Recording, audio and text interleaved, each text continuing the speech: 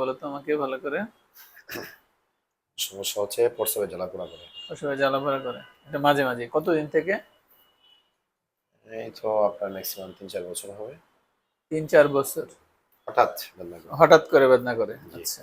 পেশাব করলে ক্লিয়ার হয়ে যায় না থেকে যায়? ক্লিয়ার হয়ে যায়। ক্লিয়ার হয়ে যায়। এজন্যই জ্বালাপোড়া দূর করার জন্য তুমি পানি খাও, তাই জি। তো? পানি খাই। তাহলে পানিটা কিভাবে খাও আমাদের বলো ভালো করে। কতটুকু সকালে খাও? ঘুম থেকে উঠে 2 লিটার খাই। খাবারের পরে খাই 2 লিটার। এভাবে প্রায় দৈনিক 10 লিটার পানি খাই। 10 লিটার মতো পানি জি। খাওয়া হয়। আচ্ছা। ও মোটামুটি ডেইলি 10 লিটার পানি খায় 3 বছর থেকে, এবং পেশাবের জ্বালাপোড়া কিন্তু তার মাঝে মাঝে যেটা করতো সেটাও তো করেই, জি। একদম তো ভালো হয়ে যাচ্ছে না। জি না। সেটাই। আমার আমাদের আরেকজন রুগী কিন্তু আমরা পাইছি সেম, সেও প্রতিদিন 10 লিটার করে পানি খায়। এখন এই যে পানি খাওয়াটা, এটা কি তাহলে কতটুকু একজন মানুষ, সুস্থ সবল মানুষ খাবে?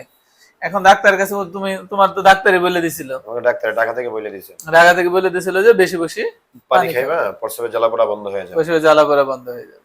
জি স্যার। তাহলে কি আসলে পানি খাওয়ার দ্বারা কি পেশাবের জ্বালা পোড়া বন্ধ বন্ধ হয়। হবে কিনা, সেটা আমরা আজকে জানতে চাচ্ছি। আমরা বলি যে একজন সুস্থ সবল প্রাপ্তবয়স্ক পুরুষ সে সারাদিন 2.5 থেকে 3 লিটার পানি খাবে, আর প্রাপ্তবয়স্ক মহিলা সে 2 থেকে 2.5 লিটার সারাদিনে পানি খাই। পানি খেতে পারবে, এর থেকে বেশি খাওয়া না, যাবে না। খাওয়া যাবে না। কারণ আছে, তার অনেকগুলো কারণ আছে। কারণ হচ্ছে যখন আমি অতিরিক্ত পরিমাণ পানি গ্রহণ করব, পানি খাবো, এটা তো আমাদের ইউরিনারি সিস্টেম দিয়ে যাবে, অন্য কোনো তো হয় নাই, জি না। ঠিক না? এখন আমাদের মূত্রথলির ক্যাপাসিটি থাকে হচ্ছে 300 থেকে 400, 400 ml, এটা হচ্ছে আমাদের মূত্রথলির ক্যাপাসিটি। জি। এখন যদি আমি সারাদিনে ধরো 2.5 থেকে 3 লিটার বা 3 লিটার পানিও খাই, তাহলে আমাকে কতবার করলো? 6 বার। 6 বার। ঠিক না? 6 বার আমাকে কি করতে হবে? পানি। প্রসাবে যাইতে হবে, যেহেতু আমার 300 থেকে 400 ml জি। পেশাবের গতিবেগ। কিছু লস হইলো, ইনসেন্সিবল, তাহলে আমাদের ডেইলি ইউরিন আমরা আউটপুট বলি যে 3 থেকে 6 বার যদি কেউ যদি পেশাব করে, এটা তার জন্য কি নরমাল। এর থেকে বেশি করে মনে করলে সে কি হবে, সেটা ফ্রিকোয়েন্সি সেটা বাড়বে। ধরো আমরা জেগে থাকি কত, 12 ঘন্টা, 3 ঘন্টা পর পর যদি আমরা পেশাব করি, 3 4 কত, 12 12, তাহলে 4 বার আমি পেশাব করলে সারাদিনে হয়ে হয়ে যাচ্ছে। যায়। নর্মাল জার্নি গুলাও তাই, জার্নি গুলাতে আমরা সাধারণত 3 ঘন্টার জার্নি থাকে ম্যাক্সিমাম সময়। এখন তো বাংলাদেশে জ্যামজটের অবস্থা, এখন বেশি। তুমি যদি 3 ঘন্টার মধ্যে যদি পেশাব না করো, ইন দ্য মিন টাইম যদি বেশি পানি খাই ফেলো, তাহলে মূত্রথলিতে কি হবে, অতিরিক্ত পানি জমবে, চাপ তোমার সৃষ্টি হবে। তলপেটে চাপ সৃষ্টি হবে, ব্যথা হবে।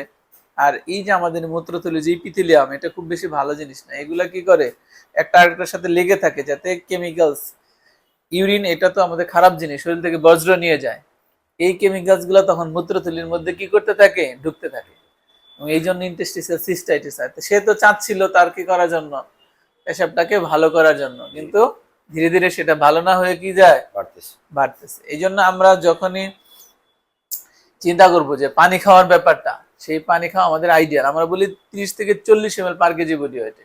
তাহলে সেই অনুযায়ী তোমার বয়স, তোমার ওজন যদি 80 বা 82 কেজি হয়, সেক্ষেত্রে তুমি 3 লিটারের মতো 3 পয়েন্ট অর্থাৎ 32 ml পানি তুমি কি করতে পারো, সারাদিনে খেতে পারো। এবং এটা একবারে খাওয়া যাবে না, তুমি সকালে উঠে কি করো, 2 2 লিটার লিটার 2 জগ পানি খাই ফেলো, এইভাবে পানি খাওয়া যাবে না। যাবে না, এটাকেও ভাগ করে খাইতে হবে। অর্থাৎ তুমি সর্বোচ্চ 200 ml পানি খাইতে পারবে, 1 গ্লাস।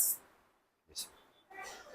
ঠিক আছে? পানি খাওয়াটা কেমন করে খাইতে হবে? 200 ml। 200 ml। এবং এবং কি করতে হবে, এটা খাওয়ার 1 ঘন্টা পরে পানি খাইতে বলা হয়, আমাদের হাদিসে তো বলে জি। যে 1 ঘন্টা পরে কি করতে, পানি খাওয়া, এবং 2 ঘন্টার মধ্যে কি করা, পানি খাওয়া। তাহলে এইগুলো মেনটেন করে পানি খাইতে হবে। জি। তাহলে তোমার কি থাকবে, এই যে পেশাবের যে সমস্যা, এটা আশা করা যায় অনেকাংশেই কমে যাবে। আর দেখবে তুমি বারবার পরীক্ষা করবা, কিন্তু তোমার সবসময় পরীক্ষাগুলো কি আসবে, পাবা না। নর্মাল আসবে, নরমাল। এতে কোনো পার্সেল পাবা না। ঠিক আছে? কিন্তু তোমার জ্বালা পোড়া কোনোভাবে, তলপেটে ব্যথা, অন্ডকোষে ব্যথা যাইতেছে, কমবে না, কমে না। জি না। যাইতেছে না। তো বাড়তেছে দিন দিন। বাড়তেছে, দিন দিন কি হইতেছে, বাড়তেছে। বাড়তেছে। তাহলে পানি খাওয়ার দ্বারা কি হইতেছে না, তোমার সমস্যা কি হচ্ছে না, সমাধান হচ্ছে না। দূর হচ্ছে। আমরা রমজান মাসে কত সারাদিনে পানি খাই, জি না। তো আমাদের চলে না, অবশ্যই। দিন হাতে পানি খাইতেছি। তাহলে সব রমজান মাসে সব মানুষ অসুস্থ হয়ে যাইতেছে? জি না। রমজান মাসে কিন্তু সবাই অসুস্থ হয়ে যাচ্ছে না। এলে তো রমজান মাসে দেখা যায় যে রোগ আরো কি হয়, কম, কমে। কমে না? তো সারাদিন তো সে পানি খেলো না, তাহলে তো পানিতেই যদি তার কি হয়ে যেত, সব জ্বালা পোড়া সমস্যা দূর হইতো, ইনফেকশন দূর হয়ে যাইতো, কিন্তু পানি খেতে হবে, কিন্তু সেটা হচ্ছে আইডিয়াল ওয়েতে খাইতে হবে। পরিমাণ। যেটা হচ্ছে যেমন আমার এর আগে যে রুগীটা, তার কিডনিতে সমস্যা, সিকিডি রুগীদের কিডনি নর্মালি পানি কম বের করতে পারে। তো এই বান্দা কি করে, সে শুনছে তার কিডনিতে সমস্যা, বেশি বেশি পানি খেলে কিডনি ভালো থাকবে, সেও কি করে ডেইলি 10 লিটার পানি খায়। তাহলে হইলো? জি না স্যার। মানে তুমি একজন দুর্বল আরো কি করলা, সে কাজ করতে পারে না, অসুস্থ দুর্বল মানুষ, তার আর বেশি কাজ দিলা, সে আরো কি হইব, আরো কষ্ট হবে, আরো কষ্ট হবে, দুর্বলতা কি হবে, বাড়বে। বাড়বে। এই জন্য আমরা সিকিডি রুগী যাদের কিডনির সমস্যা আছে, বরং তাদের পানি কমাই দিতে বলি। কিছু কিছু কন্ডিশন আছে, সেক্ষেত্রে পানি কম খেতে হয়। তার মধ্যে একটা কিডনিতে সমস্যা হলে পানি বেশি খাওয়া যাবে না, কমাই দিতে হবে। যাদের প্রোস্টেটের সমস্যা আছে, পেশাব ঠিক মতো ক্লিয়ার করতে পারে না, তারা কি করবে, পানি কমাই খাবে। বুঝতে পারলাম? যাদের লিভারের সমস্যা, হার্টের সমস্যা আছে, হার্ট ফেলার রোগী, যাদের ক্রনিক হার্ট ফেলার, এরাও কি করবে, পানি কমায় খাবে। কমাই খাবে। পানি বেশি খেলে কি করতে পারবে না, হার্ট পাম্প করে সব পানি নিতে পারবে না, পায়ে মধ্যে পানি চলে আসবে। যাদের কিডনিতে সমস্যা আছে, তারাও কি করবে না, পানি বেশি খাবে না। তাহলে কারা বেশি পানি খাবে? এরকম কিছু লোক আছে যারা ল্যাকটেটিং মাদার, তাদের একটু পানি কি করতে হবে, যেহেতু বেশি খেতে বাচ্চা বুকের দুধ খাইতেছে, তারা একটু বেশি পানি খাবে। জি।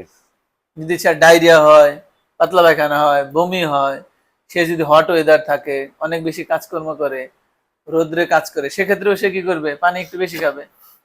হিসাবটা কি সহজ। বাচ্চাদের ক্ষেত্রেও ক্যালকুলেশন আছে। বাচ্চাদের ক্ষেত্রেও আমরা বলি যে পানি খাওয়ার অনেক বেনিফিট আছে, আমরা পানি খাবো, খেতে হবে। কারণ পানি পানি খেলে আমাদের ব্রেন ফাংশন ঠিক থাকে, আমাদের হার্টের ফাংশন ঠিক থাকে, জয়েন্ট মোবিলিটি ঠিক থাকে, স্কিন সুন্দর থাকে, স্কিনের যে টার্জিডিটি সেটা মেনটেন হয়, আমাদের কিডনিতে স্টোন ফরমেশন হয় না, বুঝছো না? জি। শরীরের যে ওয়াটার ব্যালেন্স মেনটেন হয়, টেম্পারেচার মেনটেন করে, শরীরের তাপমাত্রা ঠিক রাখে, মেজাজ ঠিক রাখে, সবকিছু কি করে, কারণ আমাদের শরীরের প্রায় 70% কি পানি। পানি। তো তাহলে এত কিছু উপকারিতা আছে, কিন্তু সেটাকে মধ্যম পন্থা, ইসলামে কি আছে, মধ্যম পন্থা। মধ্যম পন্থা আছে। এটাকে বাড়াও করা যাবে না, কমানো যাবে। কমানো করা যাবে না, ঠিক আছে? জি স্যার। এই জন্য আমরা পানি গ্রহণ করব, এবং এটাকে জেনে শুনে বুঝে, যদি কোনো কনফিউশন হয় তাহলে ডাক্তারের সাথে পরামর্শ করব এবং একজন ইউরোলজিস্টের সাথে কথা বলবো যে কতটুকু কিভাবে পানি খাওয়া উচিত। ধন্যবাদ।